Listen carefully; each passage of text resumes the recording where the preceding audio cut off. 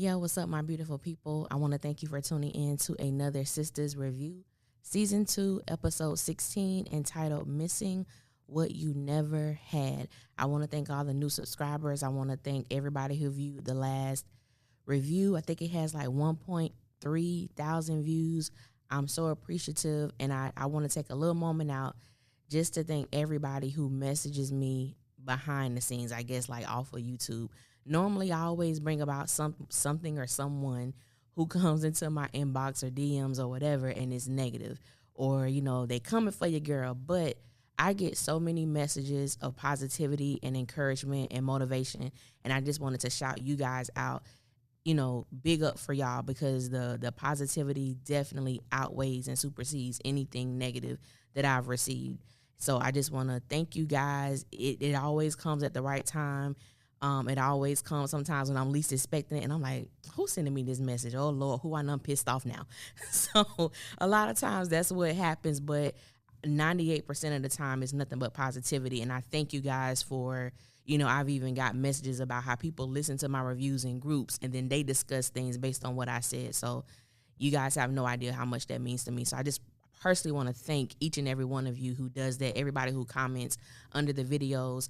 I greatly appreciate you, and, you know, just thank you for continuing to ride with me. I might be starting doing YouTube like for full time, but I'll get into that later at another time. But, you know, just look forward to that. But y'all know how I do. I'm going to get straight into the review. So the episode opens up with Zachary Taylor getting arrested. It picks right off where it stopped last week. And, you know, this goes without saying that the cop is a true and definite asshole. And I don't even think he gave Zack his Miranda rights, did he? Because I was like, wait a minute, I don't remember him reading Zack his constitutional, not constitutional, but his Miranda rights. He didn't get Mirandized. It made me think about Tyler Perry in Medea. I don't remember what Medea movie, but it was like, no, he didn't give me my Miranda rights. You gotta let me go. You gotta let me go. So I was like, he did not give Zack his Miranda rights. And you know, that scene it could have been somewhat triggering to some people, because just the way the guy was acting, and, you know, I was like, oh, Lord. And then, you know, Zack was like, yo, I got stuff in there, bro. I got stuff in my truck, bro. What about the stuff in my truck, bro? I got mad stuff in there. I said, what you got, Zack? Your clothes? You ain't got much. You wear the same stuff every day. So what's in the truck? You don't take the tools with you. The tools are provided to you at the house. So what you got in the truck? And so that's why sometimes you just need to be quiet, because Zack could have incriminated himself, you know, by saying that. Because I'm like, dude, what do you have? I think a lot of people probably said that. Dude, you ain't got nothing in that truck. So basically he gets in the back. The officer made a statement about don't have him turn his camera off and do something to Zack. And I was like, whoa, okay, wow. You know, and it's coming from another brother. So it's like, you know, that was a very interesting in your face about things that actually do happen to black men on a consistent basis, whether it's warranted or not. You know, it was just very interesting. He never told Zack. He just told Zack he had a warrant. This is not what, you know, he didn't tell him specifically what he was getting arrested for. He just did a lot of things erroneously, the police officer. But I mean, what else is new? That's what they do. A lot of them. So we get to the scene with Fatima and Karen. And I am so glad that this scene did not go the way that 99.9% of people want. It was 1% of us who was like, no, we don't want it to go that route. We want to see what happens with this situation. And that's exactly what happened. So when Fatima comes in, Karen instantly asks her, like, sis, what happened with your hair? And so she told Karen the whole story. You know, it was a wild night. They got in the shower. And Karen was like, oh, it was one of them nights. And so she was like, yeah, girl. And so Karen was like, well, at least one of us getting some. You know, and then they went into the thing about the man that Karen was dating. You know, and Karen just began to tell her, you know, that this man was special. He's kind. He's gentle. He do things that her ex would never do. And he gives her money. And Fatima was like, ooh, you know, like, okay then. And so, and he asked if she needs anything, and I do mean anything.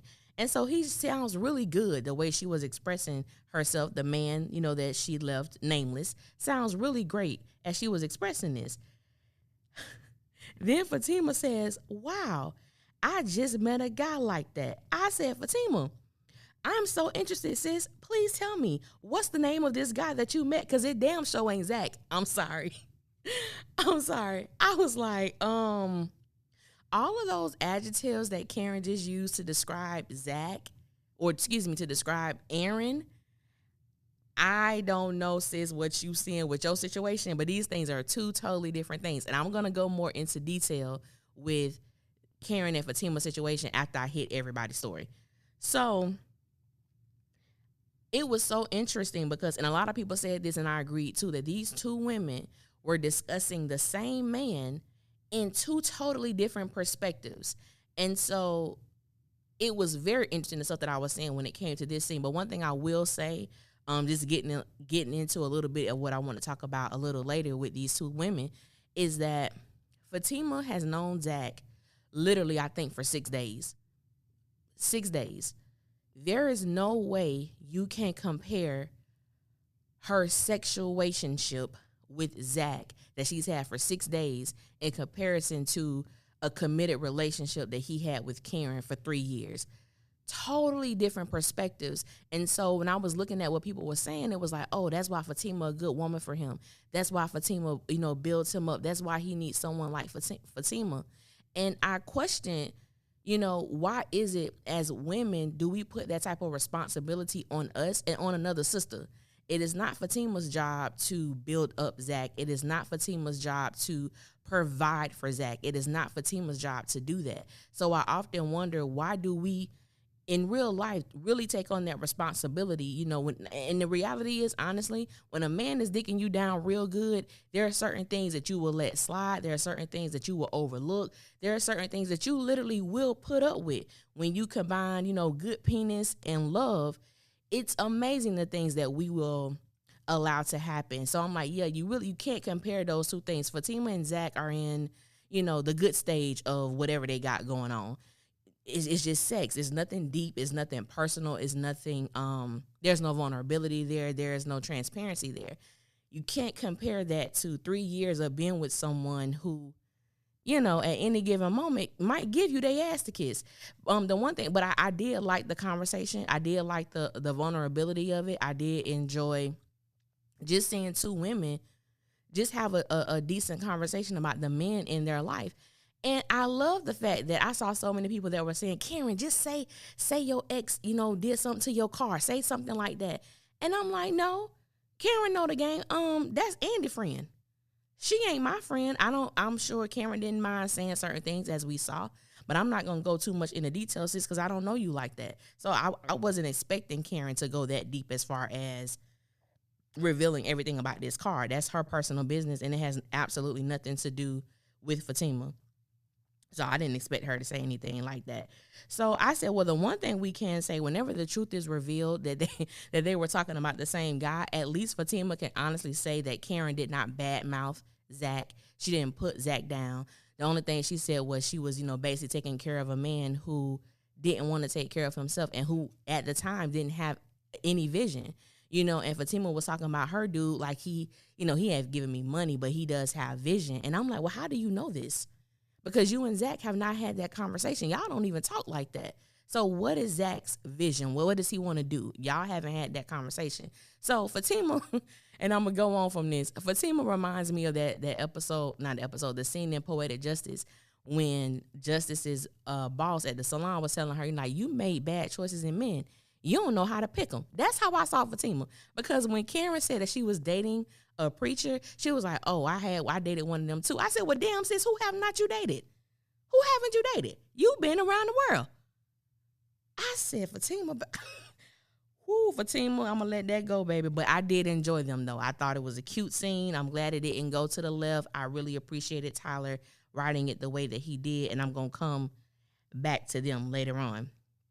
So let's go into, I got to touch on this because I know this made a lot of people upset last night, and I was one of them. I can't blame the actors. This is all on production.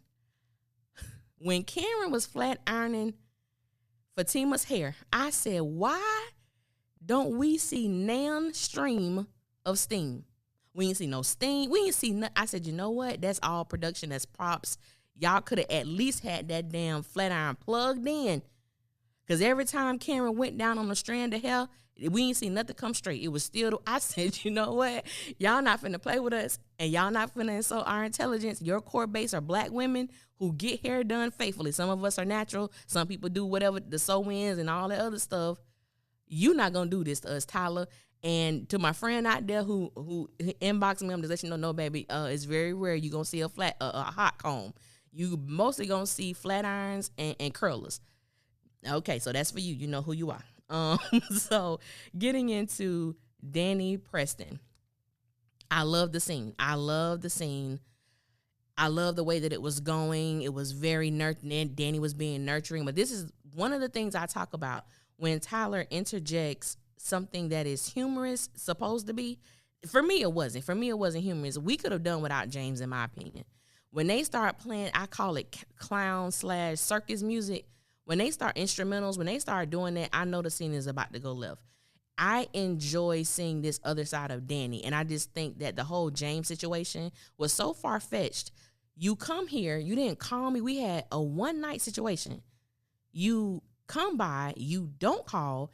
The fact that they let him in the house was something to me, and then the fact that he pinched Preston's nipple, I'm like, wait a minute.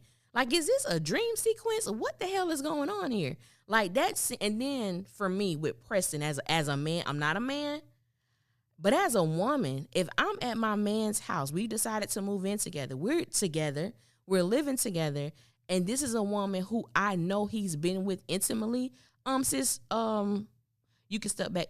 First of all, who is it? Sheila, Sheila, baby, you gotta go, boo. You have no business here anymore. So the fact that Preston just allowed this dude to walk in the house, I'm just like, wait, I don't even see that happening. I don't. So my fellas out there who listen, what would you have done in that situation? Because I just can't see a man being cool, allowing another man to come into now his house, looking like the way homeboy looking at Preston has seen this man naked. So it's like, I'm sorry, I was looking at Preston a little sideways because a woman who you claim you care about so much, you don't know where you would be without her, you letting her old piece just walk in here like it's nothing. I could have done without that scene, but I was so pissed off. I'm like, well, since y'all done went this direction, you ain't gonna let us see the portrait? We can't see the painting? I was mad about that because the guy who plays James, his name is John Moody, and he's actually a great artist. Follow him on, I've been following him for a minute on Instagram. He's an amazing artist. And so I really want to see, like, I was really hoping he did paint something so we could see it. But we know how that turned out. Hell, they went to a commercial break. We didn't get to see anything. So I was mad about that. Like I said, the scene, it was going well. I didn't like that part of the scene. So I have really not much to say about that. Andy and Gary, simply put, Gary is a deranged stalker. That's just what he is. And I call BS on him moving to Boston. Gary and Andy both live in the land of make-believe. They live in La La Land. They live in a place of gumdrops, rainbows, and Tootsie Rolls. Like, I don't even understand, like, the things that go on between them. Because I'm listening to them, and I'm like, These some nuts. These are some strictly pure nuts. But before I get into all of that, let me address this. Where the hell did Gary come from? Like, where did he pop up from in that parking garage? Because he literally is almost as if like he was standing in the doorway, or I'm like, was he, waiting for Andy to pull into the parking garage? Like, really, where did he come from? Gary has issues, and I've stated this before. Gary got some mental issues that are extremely deep. I think that Gary has mommy issues, and I believe that Gary has abandonment issues. Like, and to be honest, we don't even know if Gary has confided in Andy that his mom passed, or the manner in which his mom died. We know his mom died in a house fire. We know that he had his mom ashes, and Jasmine tried to put it in his gas tank in the first season. And so I'm like, I don't even know if Andy knows of these things about him personally when it comes to his mom. But it's like, I believe that that's where Gary has like a very, well, ain't no like, he has an unhealthy attachment to Andy. And he's sitting there, and that's why I said they live in their own land. Because he told Andy, well, like, when he was moving to Boston, she said, I believe you. And he was like you believe that I was going to leave her? But because I did, you got to give me that. I said, when did you leave Jasmine? When did you leave Jasmine? You didn't divorce Jasmine. Jasmine started the divorce proceedings on Gary. He didn't leave her. And and when he did, I guess, quote unquote, move out and come to Andy, Andy told him to go back to her. So I don't even blame Jasmine for acting a little crazy, because you was playing with him. Y'all was playing games. But I'm just like, yeah, that whole thing is crazy. And you can see the hurt in Andy's eyes when he initially said he was moving to Boston. And, she had her little face and she hit it, she pushed it down.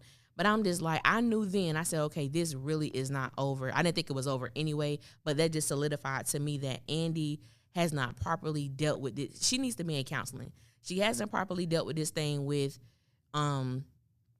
Gary. And I'm jumping because I really appreciated the fact when Karen stated, like, well, what are you going to do when work is no longer a distraction? Because Andy's only thinking about the right now. She's not thinking about, 4 months from now when your job isn't fulfilling you in the way that you want it to. And now you really got to deal with mentally and emotionally what has transpired between her and Gary. And it's like, I know they got security cameras all over that place. You mean to tell me y'all don't see this strange black man in the suit just standing in y'all garage?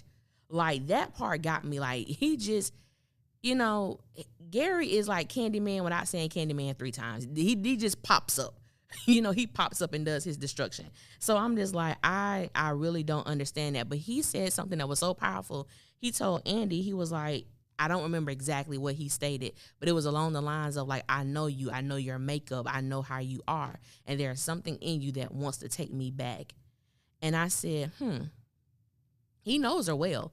He knows her very well. And the fact that he wasn't lying, if Andy had it her way, she would be with Gary. Because in her mind, jumping into her and Miss, Lord, what's the lady name? Miss Irene, jumping into that. When she, and I'm going to be jumping around, but when she made the statement like, but y'all don't get an opportunity to see the good things. What good? Just like Miss Irene told her, like, you can't miss what you never had. You can't even say that you were in love with him. This man is married. You've never had all of him. He doesn't come to you at night. He doesn't do these things. Like, he comes to you early in the morning. Y'all have sex. He goes home. He doesn't stay with you more than one night of the week. And then, so it's like, you can't really say what you've experienced when you haven't had someone wholly, completely, and fully. So I love that Miss Irene was hitting her with those facts. And to be honest with her, I'm gonna just go to that scene. That scene was really good, and Miss Irene was really giving some wisdom that I think anyone who listened could use. But the reality is, Andy ain't gonna use that, because we see in the preview, she calls Gary to meet her at her house. I'm like, sis, there is absolutely nothing that Gary and Andy need to talk about for him to be at her place. It just doesn't make sense. Andy is just, sis is gone. Sis is really gone. So let's deal with I'm going to say Jabari, Jacobe and Sabrina. Now, I know the jury is still out on Jacobe, but I like him right now, okay? I'm really feeling Jacobe. I'm feeling his vibe. He dresses to me like he ain't got much money, but he's getting by. So, baby, whenever he do this, I'm sure Tyler's going to have him upgrade. So whenever his upgrade come, I know it's going to be amazing, because right now, he looking like, I just need enough clothes, you know what I'm saying, to get my first paycheck. That's the vibes I'm getting from Jacobe. But the brother is fine, okay? The brother is fine. The brother is sexy. And I actually like the way that he has stepped to or approached Sabrina. He's attracted to her. He wants to spend time with her outside of the job, and he's made it known. And so, I love his approach. He's not being too aggressive, but he's letting letting her know that I do want to, spend some time with you. I want to get to know you. And so Sabrina, hemming and hawing, as he's like, let's just go out. She hemming and hawing. I said, Jacobe, I know you don't know much about her, but I would just leave her alone. I'll leave her alone. And then she says, like, I'm sort of your boss. I said, sis, ain't no sort of. You are his boss. The same way you are Maurice's boss. You are their supervisor, sis. And I'm like, that let me know right there, Sabrina, even when it comes down to something simple as that, Sabrina is not definitive in just about nothing. You know, she's not definitive about anything. It's always a gray area. It's always a door that's open. She can't even say, well, I'm your supervisor. She put the word sorta in there. And I'm just like, Sabrina just be working my nerves, man. Like, first of all, I'm not finna go through all this to go out with you. You too much. And so he asked Sabrina, does she like coffee? Which I like this move. He asked her, did she like coffee? She said, not from here. Baby boy pulled out that bag of coffee like, I got you. I can go make it for you right now. I love that, because if Sabrina would have said, no, I don't like coffee, then hell, she wouldn't have known he had the bag of coffee in his stuff. So I just appreciated that. I think that, and I'm one of those people where, you know, my love language, I love to give. I love to gift people. If I find out you like, one of my good friends, we worked together and he loved Reese's. And so I would get him Reese's. Like, he come to work in the morning, and when he get to his desk, he got like 2 little Reese's right there at his desk, because I love how doing things for people make them feel, and I love how it makes me feel. It's a pleasurable feeling that I enjoy, you know, bringing pleasure or happiness or joy to someone else. So that's it for me. That's what really, like, makes me happy, by making sure that I can give people something that they're going to enjoy, and that means something to them. So, you know, they're talking, they find out that they work out at the same gym. Jacobe tells her that he's not into group exercises, group workouts, but he would do it with her. I said, I don't think Jacobe talked about that kind of workout, but maybe it's just me. Maybe my mind went there, but I felt he was talking about something else that them two could engage in some, you know, extracurricular, you know, activity that requires sweating. But that's, like I said, that's just me. That's how my mind worked. But he was like, you know, maybe we can go to the same place, get coffee, and we just happen to sit down together.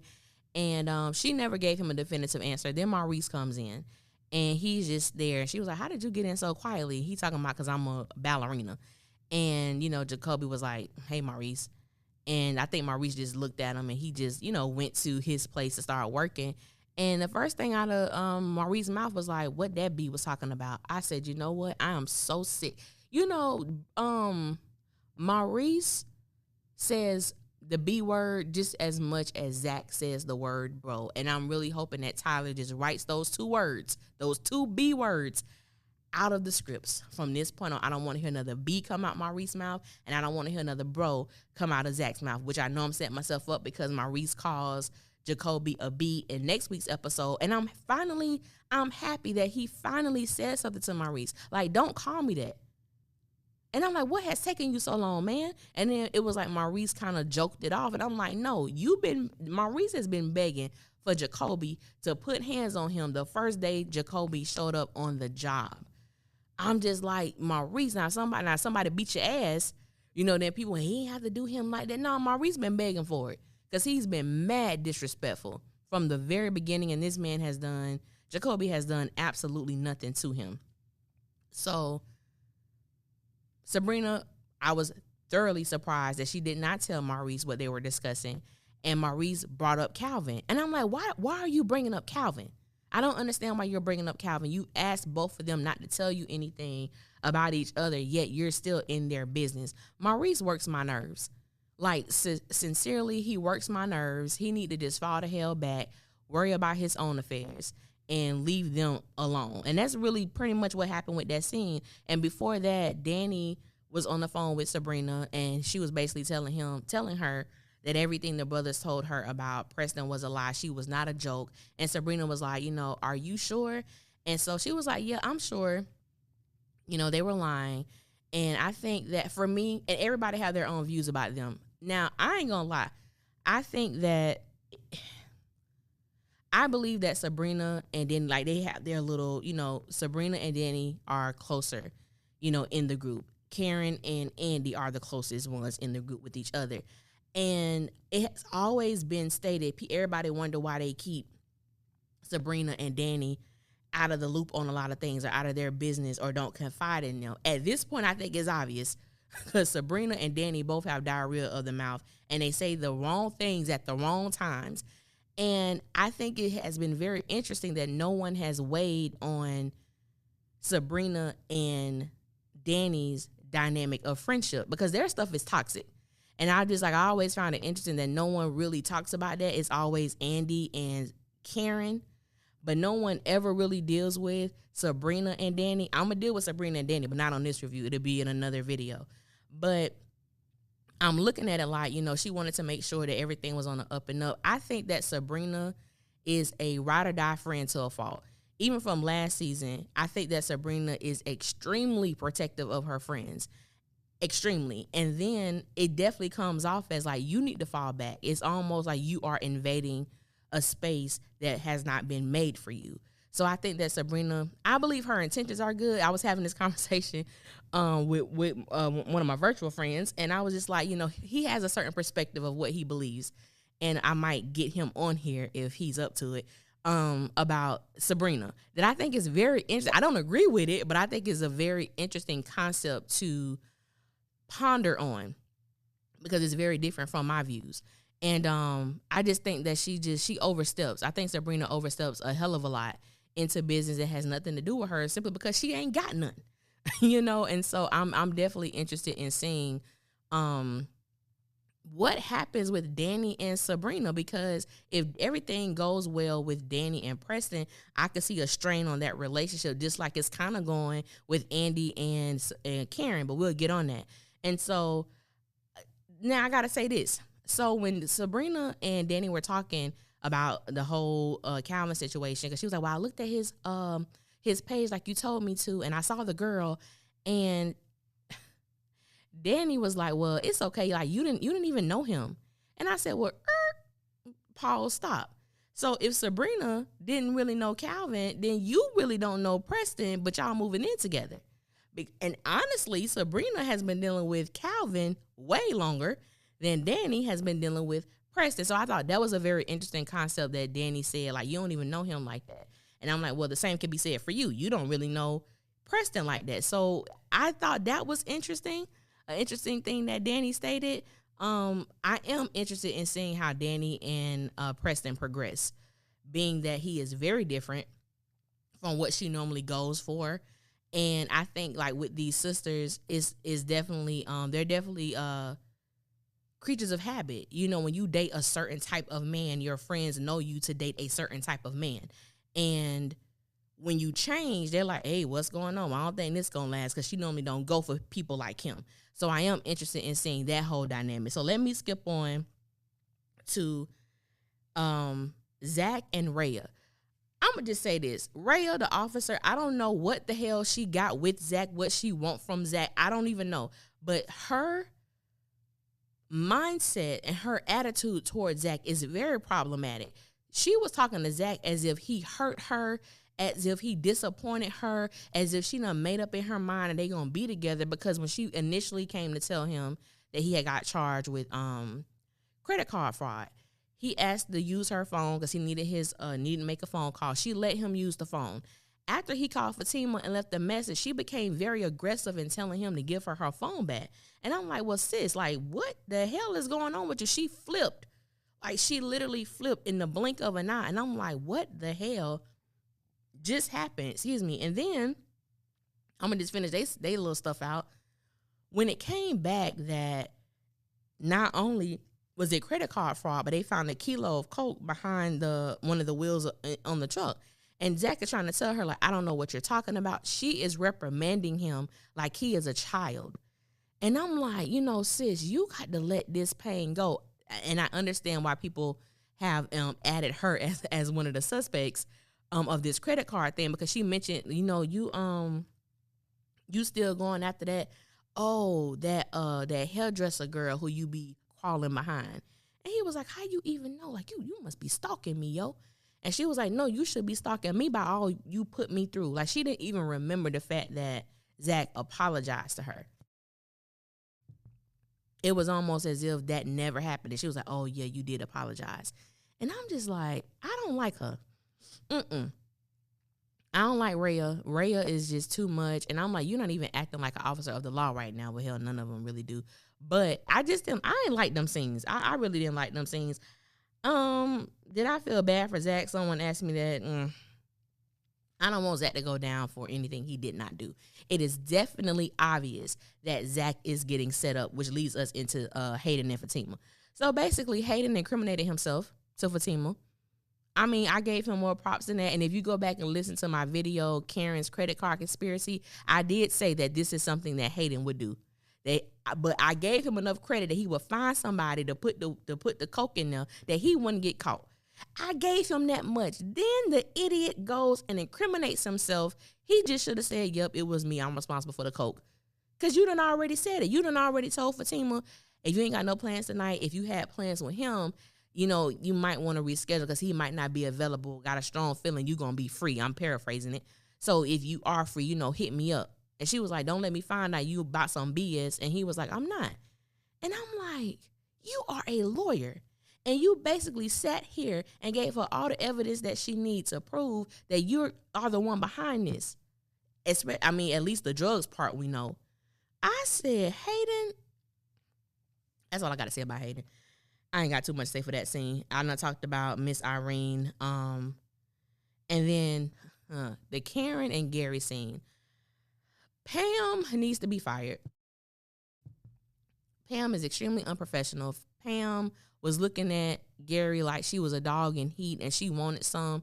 I'm like, sis, you are doing entirely too much. She got her sexy voice on. She doing stuff like, it was just, it was too much for me.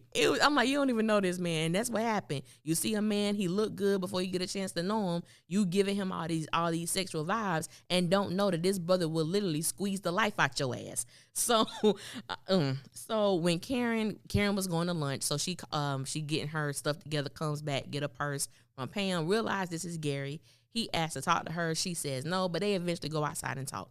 He wants Karen to tell Andy how much he loves her. That's why I said I call BS on him moving to Boston, because if you and Andy, you know, whatever happened between them transpired in the parking garage, why would you go to her best friend to try to convince her? Like, Gary doesn't think, I don't know how much she told you. We women, she told me everything. I know everything about you. Okay, I know everything. And I love what Karen told him. Don't come to my place of business. You must not know about me. Because I will shoot an MFer, broad daylight and all. Don't do it. And I love Ebony Obsidian as an actress. I think she's an amazing actress.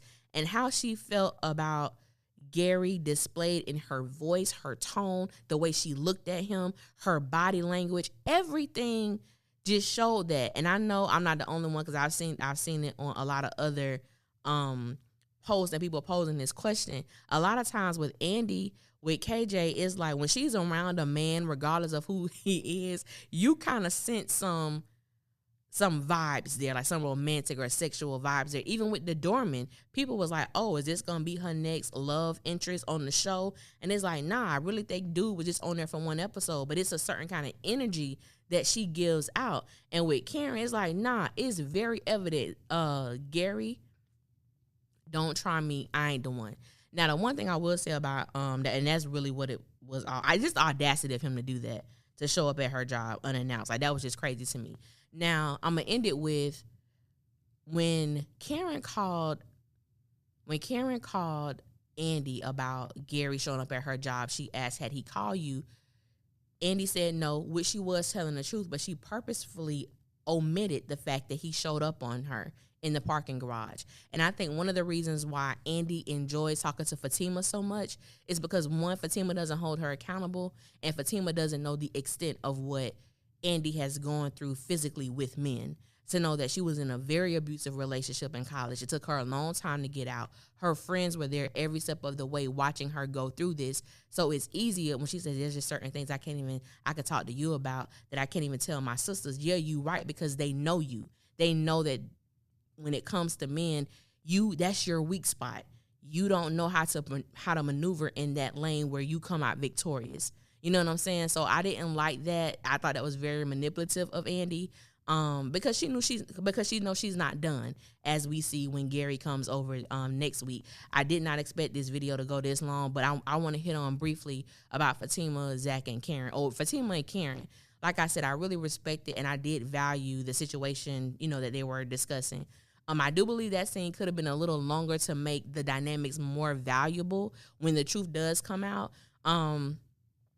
I often see a lot about even what I stated earlier about why do we as women put that type of responsibility on us to fix a man, to build a man, to encourage a man, to motivate a man. And yes, I do believe that as a woman, I'm a helpmeet or a helpmate to my man, but I am not there to do all the reconstruction of what needs to be done. I do not believe that's my responsibility. I do not believe that is Fatima's responsibility to perform this miracle when it comes to Zack. And I'm like, let's correct this, because some people got it twisted. And I believe there are 3 shows that's going on when we're watching on Wednesday nights. One, the actual show that the cast and Tyler filmed. The second show is the stuff that people just ignore that happened. And the third show are scenes that people add in there that has never happened. Because I'm like, the stuff that I read, I'm like, where the hell did you get this from? That never happened, sis. Oh, so you don't remember them saying this? Oh, now I remember that. Oh, 3 shows that's going on. But I really want to, and if I can get someone on here too, because I'm in the studio. This is going to be my last time in the studio because I actually got all my stuff from my in-home studio so I could do more videos and, different things of that nature, have people on and all of that. And I just really want to talk about that. Why do we put that burden on us? You know what I'm saying? Because when I look at Karen, so many people blame Karen for Zack's misfortunes. So many people blame Karen for the reason why Zack, isn't where he needs to be. And I'm like, as a fellow sister, there is always a message in Tyler's shows and movies, regardless of how crazy they are. And one of the things I do believe that Tyler wanted us to look at is the judgment that we put on other women when it comes to men. No one knows everything that happened in the relationship with Zack and Karen except Zack and Karen. Let's not be so ignorant in our thinking to think that when the show started, this is the way that Karen talked to Zack the whole time. We know that when they started, everything was paradise, everything was good, everything was sweet. And then as time goes by, things change. Women, we get tired. Men get tired too. A woman does not want to be the caretaker of a man. And I'm trying to figure out this because nobody can answer this question for me because hell, I can't answer it either. Why the hell is Zack always broke? Why the hell does Zack has no money? Zack has a full-time job and no bills. The only bill looks like Zack has is his cell phone. So why is it that he never has any money, that he doesn't have an apartment? He doesn't take care of himself. Everything that is given to Zack, that is provided to Zack, that is, afforded to Zack is given to him by a woman. That is extremely problematic. I see people give Zack passes, but I really want to know how many women out there would be okay and justify your man if every time something happens to you or with y'all, he go to another woman's house. Or a man who just want a woman to do for them. Something about that makeup in Zack is not, it's toxic. It's just unacceptable. And I think some people forget this is a 36-year-old man. No woman should be taking care of Zack, period. Some people say, well, Fatima ain't taking care of him. Fatima wants him to come over. Fatima wants him. And I understand that. But just as the makeup of a man, what makes him okay with that? And it goes back to people saying they're in a relationship. I don't see it. They don't talk. They're nighttime friends. They're nighttime sex buddies. That's all they do. That's all they do. She knows nothing about Zack. He knows nothing about her. So I just find that interesting, and I'll just go more into detail on another show because this is getting to be 40 minutes, which is entirely too long. But again, I enjoyed the show. I ain't gonna give no more 1 out of 10s, 2 out of, I ain't gonna do all that. I liked it. I enjoyed it. And I'm definitely interested to see what's going to happen in these upcoming episodes. Thank y'all for listening. This is long as hell. Listen to it in increments. I appreciate y'all. And I will holler at y'all later. One.